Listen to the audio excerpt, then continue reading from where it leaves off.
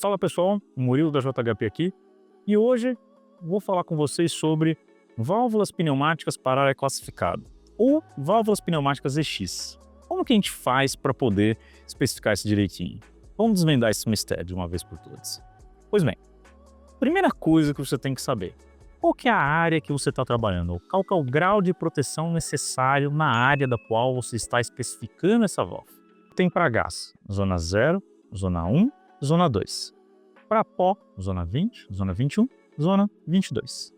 Certo? Uma vez que você entende qual que é a área, você consegue partir para bobina.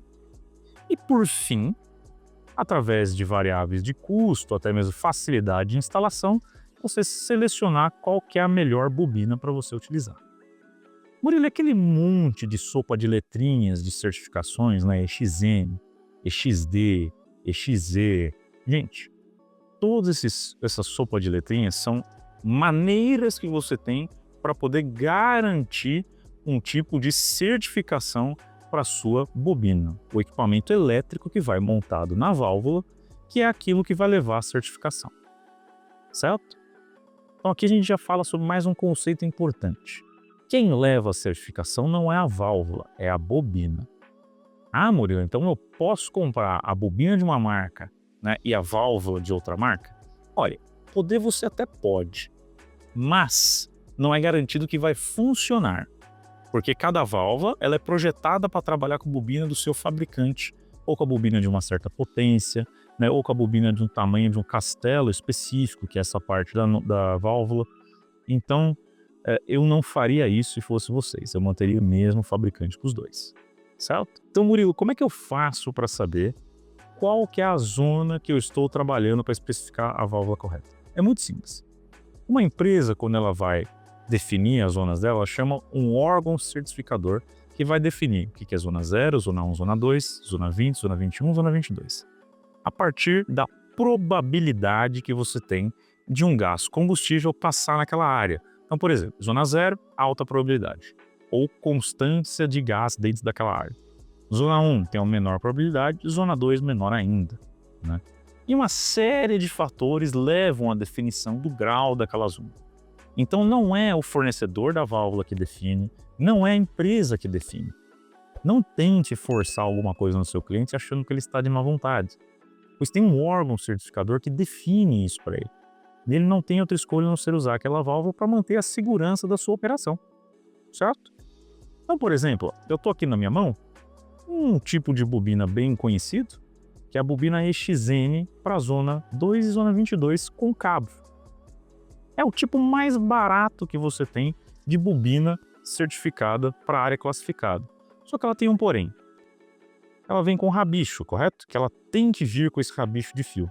No final dele você tem que colocar uma caixa de passagem EX, caso, né, esse rabicho termine ainda dentro da área classificada.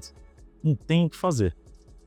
E para você utilizar, né, uma válvula que não precise desse rabicho, você pode utilizar essa bobina, né, numa válvula, conforme estamos vendo, que notem que a bobina não vem com o rabicho. Então você pode vir com o rabicho de qualquer distância que você quiser para colocar nessa bobina. É uma bobina com certificação EXD, né? Serve para a zona 1, zona 2, zona 21 e 22, então ela tem um grau de proteção maior do que esta aqui. E também tem uma facilidade de instalação. Apesar dessa bobina ser mais cara do que esta daqui, né? Muitas vezes ali no somatório de HH que você gasta de instalação, caixa de passagem, às vezes essa bobina acaba compensando a diferença de custo, né? E trouxe até aqui, por curiosidade, uma bobina ou uma válvula com uma bobina que é utilizada, né, em zona 0. Então essa aqui é EXIA, que é de baixíssima potência, e ela é total inox 316L para ser utilizada em plataformas de petróleo, certo? Uma válvula Carésmio, isso aqui, que garante uma funcionalidade muito boa, né? E também trouxe uma outra, só mais uma outra aqui de exemplo, que é a mesma bobina que essa daqui, só que num outro formato, para vocês notarem que às vezes pode só mudar o formato, mas o grau de proteção é o mesmo.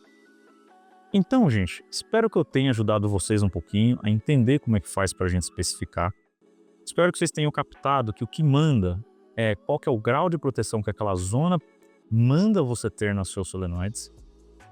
E também depois é uma decisão do ofertante da válvula se vai utilizar uma válvula mais barata, se vai utilizar uma válvula um pouquinho mais cara, porém com algumas outras características, né? E também do cliente de estar procurando a solução que melhor vai se enquadrar no dia a dia dele, de operação e manutenção também, que é muito importante.